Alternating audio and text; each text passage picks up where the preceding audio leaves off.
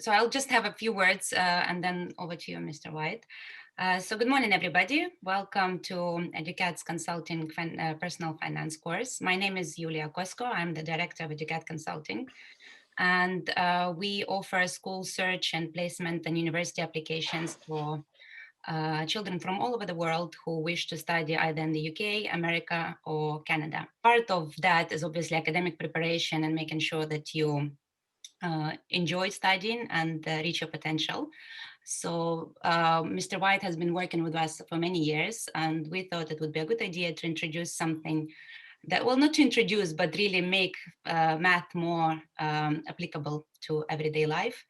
And Mr. White has kindly agreed to develop this course. So today is very much an introductory session. So in the next few weeks, you're going to learn about what grown-ups spend their money on, how to budget, where to put your money in terms of where to save your money with banks and financial institutions, what credit is and why a good credit record will help you in life, and what taxes are and why we all have to pay them. Well, bonds are basically where you lend an institution money and in return they pay you interest. Okay, now one of the biggest creators of bonds, if you like, is the government. So the government have bonds called gilts. So they issue bonds called gilts, and often these are for long periods of time. So they might be, for example, say for 30 years. But as you can see, he's going to make a considerable saving here if he buys this in advance.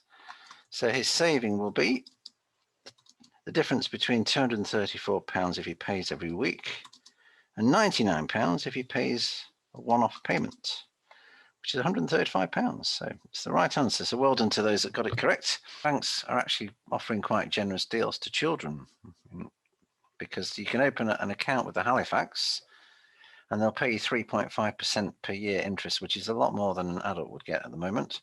Barclays will also pay you 3.5%. So they're two of the accounts that young children can open bank accounts with. So back to the page, right? So where else could Joe, sorry. Where could Joe put his money if he doesn't put it into a bank? Let's have a look at Jack. Jack, like Joe, also has a dilemma. He saved up for a new game to play on his Xbox. He can buy it online now for £60 plus £5 postage and packing. That's the delivery cost. Or he can wait 3 months, save a bit more, and buy the downloadable version, which will have added features and levels for £75. Sort of 50% of people seem to think he should wait, and 50% means he should buy it now. So you can see there are advantages of doing both, and that's why this is a useful question to look at, really. So pros and cons, disadvantages, advantages of buying it now or waiting 3 months. Yeah. We've talked about where young people can save. So next week we'll look at bank statements in a bit more detail. This is Jodie's bank statement.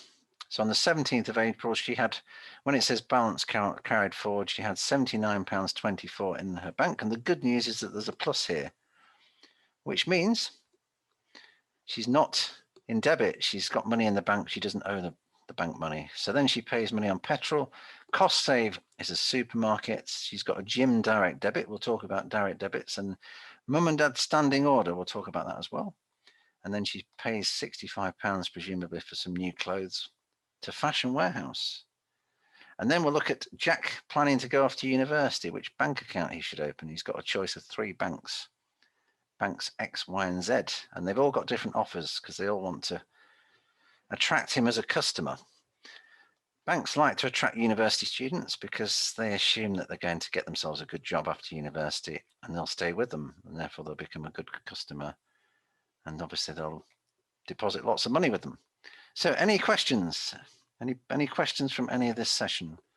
I hope obviously you've all enjoyed that. You found it useful, and a discussion about some of the various aspects of managing money and how to make spending decisions. But next week we'll get a bit more focused on working out some of the different maths elements of how to calculate. Any questions, anybody?